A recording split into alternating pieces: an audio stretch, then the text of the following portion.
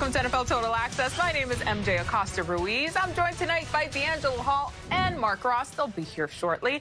It is a big, momentous day for the NFL family. Raiders defensive lineman Carl Nassib became the first active NFL player in history to announce that he is gay. Take a listen to his announcements earlier today on his Instagram page.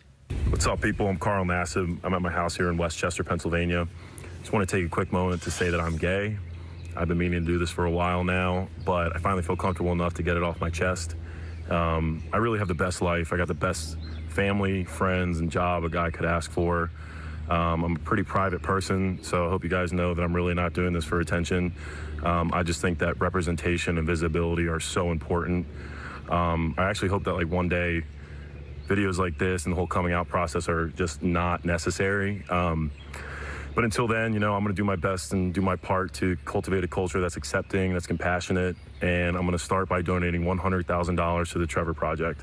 They're an incredible organization. They're the #1 suicide prevention service for LGBTQ youth in America, and they're truly doing incredible things. And I'm very excited to be a part of it, to help in any way that I can, and I'm really pumped to see what the future holds. The Raiders showing their support, tweeting out this simply, "Proud of you, Carl." And Nassib's college teammate at Penn State, Saquon Barkley, showing his support as well, saying, "Much respect, brother." Let's bring in D'Angelo Hall and Mark Ross. They're joining me. Guys, I mean, this is huge. Understatement of the year. D. Hall, I want to start with you here. What's your reaction here from Nassib's announcement and from seeing the response there on social media?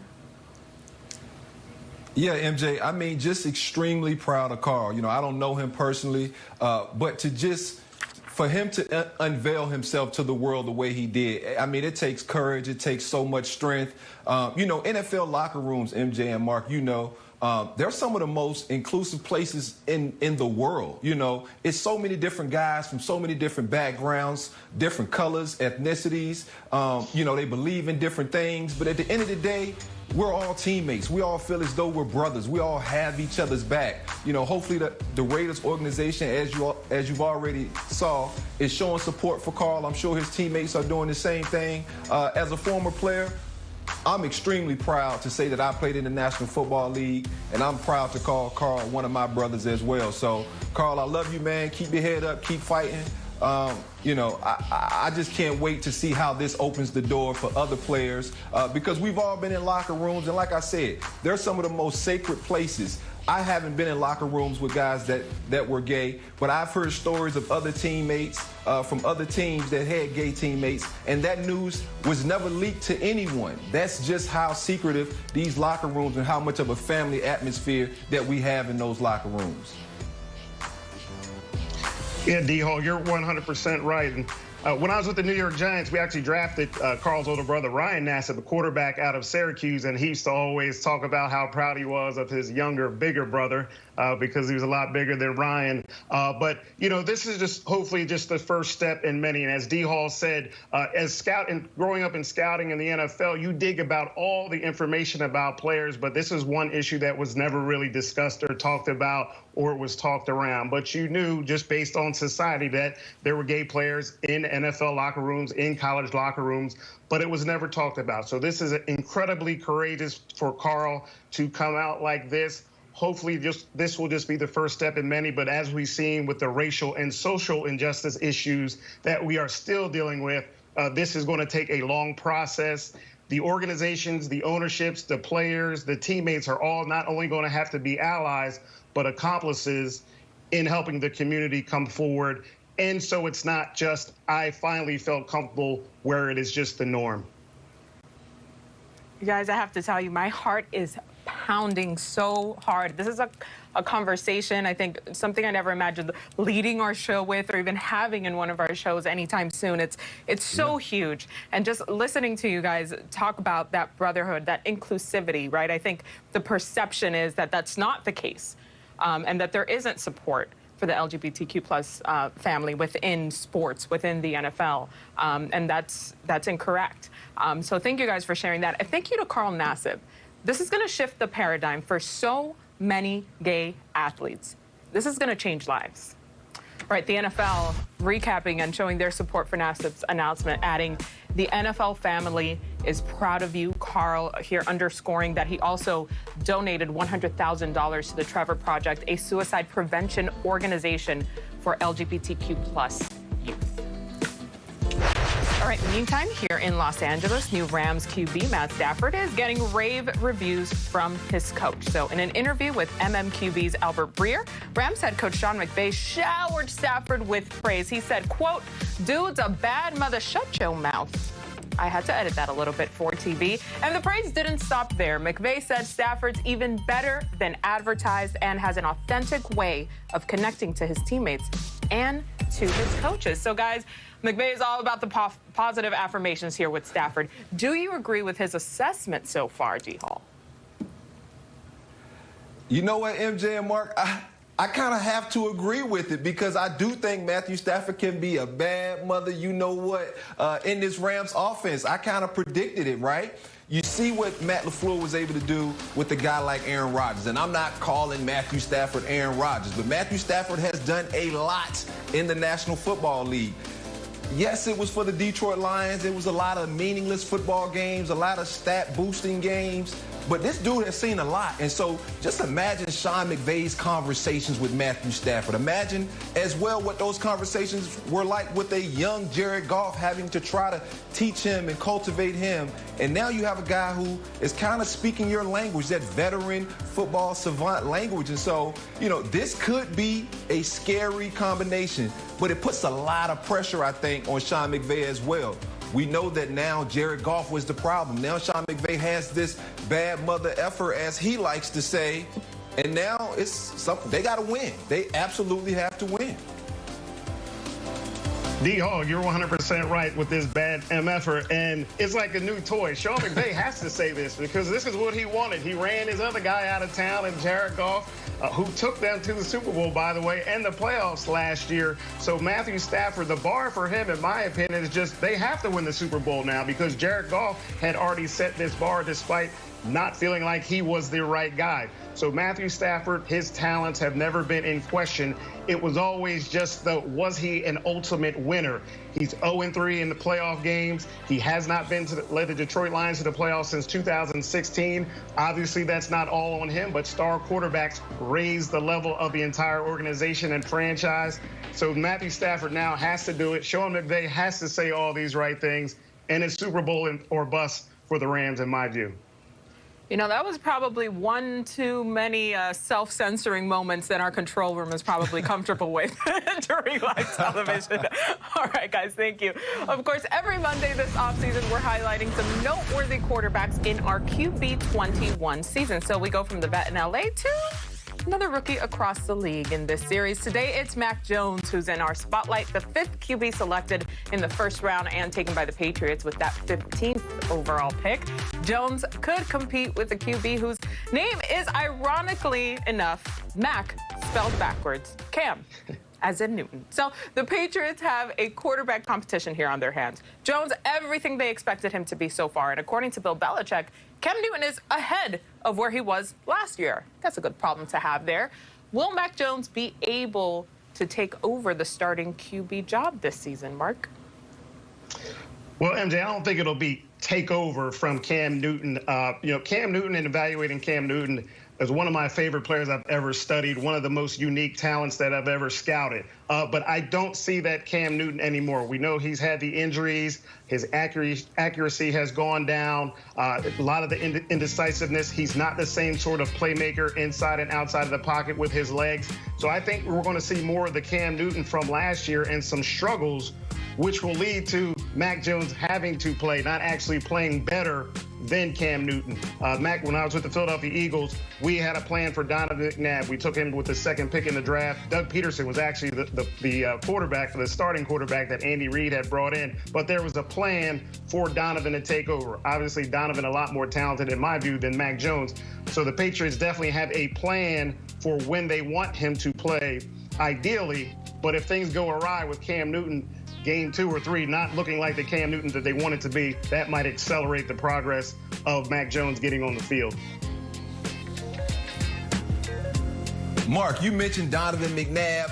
He was brought in there because he brought some athleticism. And even in today's NFL, I think Cam still with that athleticism gives the Patriots the best chance to win. By them going out and getting these 2 tight ends, that's what Cam was doing successful in Carolina. He was throwing the football in the middle of the football field. They were in those run personnels that you kind of had some check with me's that when the opportunities presented themselves, you get out of that run play and you like your matchup on some of those linebackers in the passing game. So, you know, before Cam got had to miss some time with COVID, we actually saw Cam Newton kind of progress a little bit. He was throwing the football to the point that I know I was sitting at home thinking, all right, well, maybe this thing could work. And so, you know, we've seen Cam Newton kind of evolve, right? From the guy in Carolina that it was all about him. Now he's the guy that you hear Bill Belichick praising the most in that locker room. So, you know, I think Cam does give the Patriots the best chance to win. But I also think, you know, if things do go awry, it is nice to have a guy like Mac Jones, who is supposed to be one of the consummate professionals, young guys who's going to come in there, do his job. I just don't quite know if the Patriots have enough around Mac Jones to just say, hey, you got the job, go win games. I think they have to play this physical style of football that I think Cam Newton gives them that the best chance of playing. You know, there's been a lot of talk about sort of reps for Mac Jones, right? And one more parallel between these 2 QBs, because over the last 10 drafts, there's only been 3 QBs taken in that first round with less college starts than Mac Jones. One of them was Cam Newton. All right, guys, thank you. So you at home, how many wins do you think the Patriots will have in 2021? You can tell us what you think by scanning that QR code right there on your screen and vote. It'll take you straight to the poll. We'll tell you the results later on in the show. So to come on NFL Total Access, if there's one thing we know about the Chiefs receivers, it's that they're a bona fide crack team. Catching up to any of them is a tall task, but hey, we did it, and you can too. Mecole Hardman joins us next. Plus, if you're a 2-time Super Bowl champ and a Hall of Famer, what you say carries a lot of weight. So when Deion Primetime Sanders weighs in on certain quarterback situations and more, yeah, we listen. It seems like when you give them $35 million and over, they start tripping. You got everything you want, and you still aren't satisfied. I understand that we can all say, well, they don't give him what he wants down there at Green Bay. Well, you've been 13-3 for the last 2 seasons. You're getting something right. They're doing something profound. NFL Total Access is brought to you by Lexus. Experience amazing.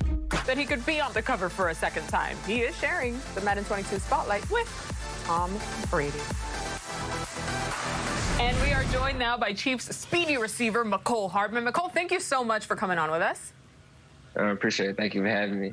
All right, so right now your offense, the gold standard in the NFL. And Patrick Mahomes said last week that maybe we should expect to see some new stuff from you guys. Is there a new wrinkle that you really want to see?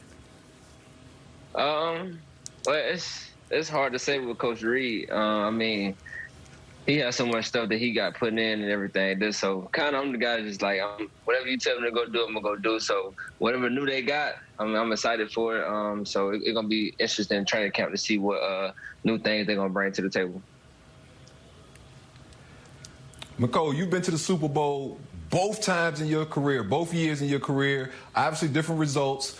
What's the vibe in that locker room like? What's different between last year and this year? I think we kind of got like a bigger chip on our shoulder this year, knowing we didn't get the results that we wanted last year, and and all the talk that everybody doing, and everybody say that we got the target on our back, and but I don't think people realize that they're gonna get our best game as well. So I think it's just something that we can look forward to, and it's definitely gonna be another challenge for us to get back to where we want to be at. So we're looking forward to the challenge. I think we're gonna do well when it comes time to go on the field. Now I know you got to stay humble. You're keeping it all even keel. But listen, Mahomes said that perhaps going 20-0 is definitely out there for you guys. I imagine you got to agree with that goal, right? But what's the biggest obstacle in your mind from an undefeated season? I think it's consistency. I think in this game you can get beat on any given Sunday, Thursday, Monday, wherever you're playing. I just feel like the better team gonna win. I think our job is just to go in there with the the right game plan and execute to the best of our ability, and I think we'll be fine. We got the talent in the room to do, whatever we want to put our minds to. So, yeah, 20-0 is definitely, a goal. We don't want to lose any games, no matter what the circumstances is. So, whatever Pat says, man, my quarterback, I'm signing with him. So. Hey, so Eric Bieniemy said that in the absence of Sammy Watkins, he's expecting you to step up, have a big role. What is it about your game that gives him that confidence that, hey, we can let Sammy go. We good right here with this guy? Man, Coach EB know what he got in me, man, and I think it's people just they're blinded by our offense and what we can bring to the table. It's hard to come into an offense with the best tight end, the best receiver in the game, and expect and people expect you to do so many big things. And it's like, man, listen, like I'm just doing my role. You know what I'm saying? But I think with Sammy gone and the receiver spot opening up some more, it's I got all the tools and the ability to do what I need to do. So I'm definitely gonna go in there and be a dog like I am, and just. My number call to take advantage. All right, McCole, what's a bigger adrenaline rush for you? Playing in the Super Bowl or flying with the Thunderbirds?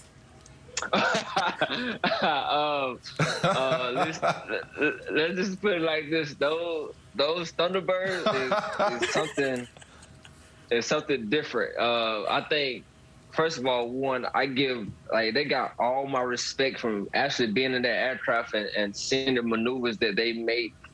And the pressure that comes into the cabin after pulling those G's is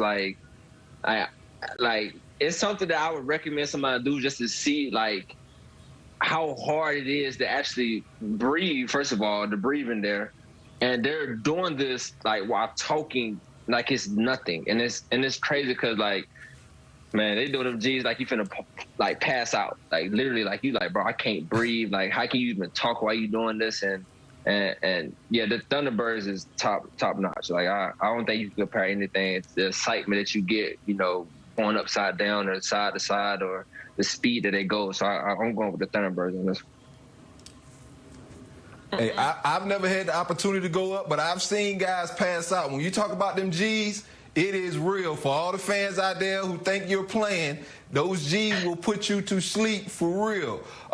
Man. But any other bucket list things, man? You such a young player in this league, you already have accomplished so much. I played 14 years, never got to a Super Bowl. So any other bucket list things on your bucket list items on your list that you feeling like you need to knock out before training camp comes? It's only about 30 days till you got to report. I don't know. I do want to go skydiving one of these days. It's something in the works right now that we're trying to get accomplished before I go back. So I hope I can go skydiving and with some people. But other than that, man, I'm just trying to train, get ready, get my mind ready, and mentally ready. And so for this big season, trying to get back to the Super Bowl one more time and win it this time. So. Yeah, I don't know how Coach is going to feel about you jumping out of his Instagram account to come out to the world announcing that he is gay. Nassib becomes the first active NFL player to come out. Commissioner Roger Goodell releasing a statement in support of Carl, saying, quote, "The NFL family is proud of Carl for courageously sharing his truth today. Representation matters. We share his hope that someday soon statements like his will no longer be newsworthy as we march toward full equality for the LGBTQ plus community. We wish Carl the best of luck this coming season." And our good friend of the network here, R.K. Russell, who is openly gay and identifies as being part of the LGBTQ plus community, tweeting out, "Congratulations to Carl Nassib. Ball out this season, brother. Happy Pride." And former NFL wideout Julian Edelman tweeting, "Awesome moment, spreading the love to the Trevor Project. Very classy move." I agree. All right, all eyes were on Dak Prescott at the Cowboys minicamp, but according to Dak, Tyron Smith, Zach Martin, and La'el Collins are the most important pieces of the offense. The linemen all dealt with injuries last year, but they're healthy now. Dak is progressing as well from his season-ending ankle injury, of course. However, former Cowboy Deion Sanders, he isn't buying the positive vibes in Dallas. No, the Dallas Cowboys ain't a team to beat. We mentioned two of the offensive players, Dak as well as Zeke. No one mentioned their line, and no one mentioned the defense that was horrific. When I say horrible, I mean horrible with a capital H last season. And how do you constitute for that in the offseason? I know you had some drafted players that you hope and you pray to pay dividends, but I don't like it whatsoever. But they will compete because the NFC East is hot garbage. Hot garbage with steam. Hot garbage in Texas right now. Hot garbage, Mississippi. And it's about 100 out here right now. It's hot garbage, the NFC East. With steam and in Texas. All right, sounds like a great place to start on the clock. All right, guys, Prime wasn't holding back on the hot garbage description there. He doubled down. D-Hall and Mark, you know this division. I'm going to put 90 seconds on the clock. Mark, are the Cowboys the favorites in the NFC East? Without a doubt. Sorry, Dion. They're not the favorites. Everybody else is hot garbage. Well, who's the favorite then? If Dallas is it, look, they've got the best quarterback by far in the division, the best offense, explosive offense.